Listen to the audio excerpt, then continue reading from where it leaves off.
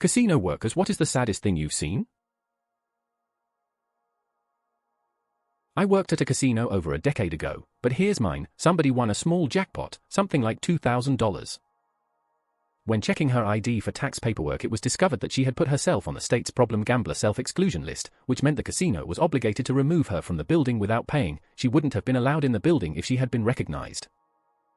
While double-checking, the manager downloaded an updated list. We auto-checked against a local copy that was sometimes a few days out of date, and it showed that she had removed herself from the list with sufficient notice, so the jackpot was paid out. She proceeded to put every penny of the jackpot back into the slot machine, and also made a couple visits to the ATM. And at the end of her stay, she asked the cashiers if she could be put back on the self-exclusion list. This is why I hate DraftKings and FanDuel and those cell phone games and all their relentless commercials. Like advertising your addiction in your face, and you don't even have to leave to take part. It ruins lives. I don't struggle with gambling nor directly know anyone who does, but those commercials make me irate when I see them. It's okay though, because they also put the gambling addiction hotline after those commercials with a disclaimer about getting help, so there's no way all of those commercials and advertising could possibly hurt anyone else. It's one of the things I hate the most about sports now is the amount of gambling advertising that's involved. Everything is sponsored by DraftKings or FanDuel or some stupid company. And then they'll suspend players who gambled on games unrelated to their own team. While having that news report on about how this player is suspended, it'll be cut with a gambling commercial somewhere right after. It's insane to me. Coming into work and seeing the same people still playing that were there when I left the night before. Taking turns so one parent could play the slots while the other sat in the noisy, bright lobby while the kids tried to sleep. The casino I worked at was very loudly against kids in casinos. No vending machines in the hotel, no kid-friendly TV channels in rooms, no video game room, very bright lights in every public area, etc. And every Friday and Saturday night, we would see kids sleeping on bumpy metal benches and on the floor while the adults gambled. That's fucking heartbreaking for those children. Former casino kid, reporting in. I grilled my parents about this behavior as an adult. My dad defends their choice, calling casinos one of the safest places on earth due to all of the cameras and security they had. With that logic, the best place for a kid would be a prison cell. Your dad doesn't seem to understand the basic needs of a child. Ex-casino worker here. I saw way too many people spend ridiculous amounts of money on gambling. I've seen little kids asleep in chairs outside the casino floor cause their parents were busy gambling. A gentleman had a heart attack at a poker table and other gamblers were pissed cause we had to stop the games so EMS could come. Saddest one though was a lady who wanted to cash a check made out to the electric company. She wanted to know if she could scratch out the company name and write in the casino name. I told her we could not do that. I've seen little kids asleep in chairs outside the floor on Christmas Eve. Same. The last casino I worked at would put up several Christmas trees around and outside the casino floor. Seeing little kids curled up near under the trees always made me so sad. My first December working in the casino I was on a blackjack table and a guy sits down and drops $1,565 on the table and tells the dealer, my family's about to have a great Christmas or no Christmas. 20 minutes later it's gone and he asks the dealer if she's happy with herself and how well the casino has to be paying her. Never saw the guy again. Our casino is 95% repeat customers, so I wouldn't be surprised if that actually was his Christmas money. I feel like even if he did win the first go, his family still wouldn't have a Christmas. What's really depressing is it's not like he only had $50 and was throwing a Hail Mary. My family always has a pretty great Christmas for way less than $1,565. But my kids would be so crushed with no Christmas. Way too many in 10 years of dealing table games. I've seen people lose a lot of money until they cried at my table, people sitting at machines and being there the next day. I came to work smelling like actual shit. A regular always brought her disabled kid in a wheelchair and put them next to her while she gambled for almost a day each time. I had a guy who clearly had dementia at my table and even with complaints they still allowed him to play. He could barely make hand signals and kept forgetting we were in the middle of hands. It didn't help that he was tipping the beverage server well, so he got massively overserved alcohol.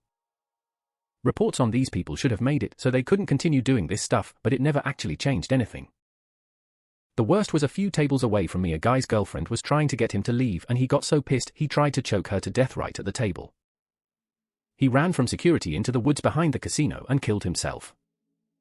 WTF is that last story? My God. I didn't personally witness it, but in late 1999 I helped open the Motor City Casino in Detroit. A month later, an off-duty police officer lost everything and blew his brains out on the floor. I'm not a casino worker. I was at a bar on the casino floor, and an elderly man in a suit and hat sat down a few seats over and started talking to the bartender. They made small talk, and then he mentioned that his wife of 50 years had died of cancer a few weeks beforehand. He said they never had kids and not many friends, so he took all the savings they had and came to Vegas to have some fun until the money runs out, then I'll be going home to be with my wife. Bartender never followed up on it, but just kinda let him drink. I just awkwardly kept scrolling on my phone. What do you even say to that? You say, hey Gramps, let's party. We had a roulette and blackjack table room that joined with a nightclub I worked in. There was this guy who spent more money than I made in 2 months in just a few hours. He wasn't drunk. I tried to get him to stop playing. He was the only player at the table, but he just said he is lonely and playing blackjack was the only thing that made him feel okay. He was far away from home. I think he was Russian, and just really, really sad. It was tough to watch. His face looked just as vacant when he left as when he started playing. So sad. I spent a lot of time in the casino. My dad had a gambling problem. It's sad to watch your hero fall, but he pulled himself out and away from that. But the things I've seen a blind Chinese man come in with his bodyguards to help him gamble. I've seen couples blow their entire money and just stand there looking at each other half in tears.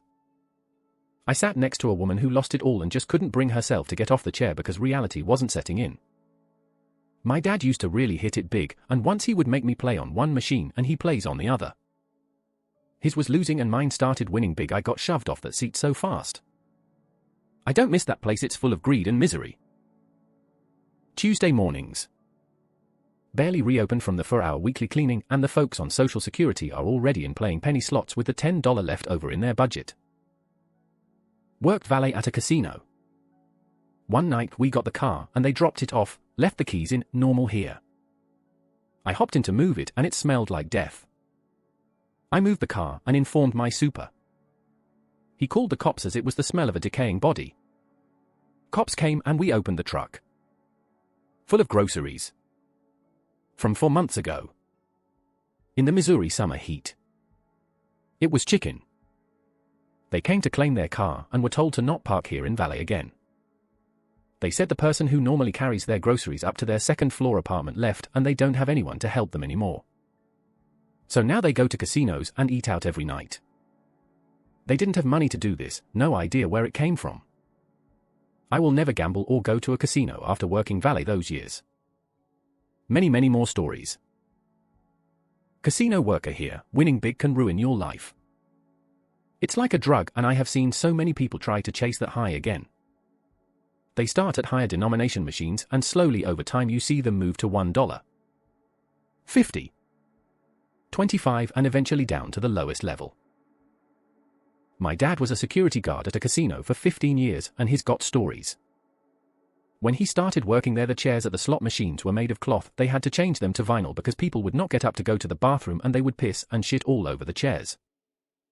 People would sneak their kids into the hotel in luggage when kids aren't allowed in the hotel. Others left them in the car in the parking garage. One guy took a loan out against his house to gamble and lost it all. He dropped dead in the casino. People would literally spend days gambling in the same clothes. People would beg for money at the exits of the highway for money, pretending to be homeless and use the money to gamble. I could keep going. Edit. The casino my father worked at did not allow kids on premises, period. If yours does, then fucking good for you. Not a casino worker, but still a sad story. Managed an apartment portfolio decades ago and one of the properties was in Vegas. Keep in mind that this was before the days of paying your rent online. We had a zero cash collection policy, but the manager of the property told everyone it was lifted for the month to help boost our collections. The perfect storm happened on a Friday that aligned with a lot of paydays. She collected about $80,000, roughly $150,000 in today's dollars, in cash for rent and then went to the casino and put it all on red. Her thinking was that she would double it, then deposit the $80,000 on Monday and nobody would ever know the difference. She did not win. Monday comes around and I see that the money didn't get to the bank, so I call the property. Nobody has seen the manager. Alarm bells immediately ring in my head. I fly to Vegas. We eventually found her at some dude's house and called the police. So stupid. Former casino security here, the guy jumping off the 8th story of the parking garage. Not a casino employee, but I used to work at a bank. Had a customer asking about something on her account, so I was reviewing her statement and saw these frequent $2,000 withdrawals at the casino nearby.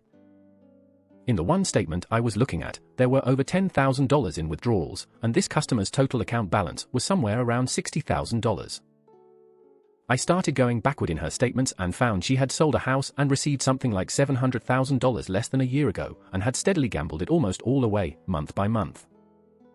It was one of the most depressing things I saw there, which is saying a lot at a bank.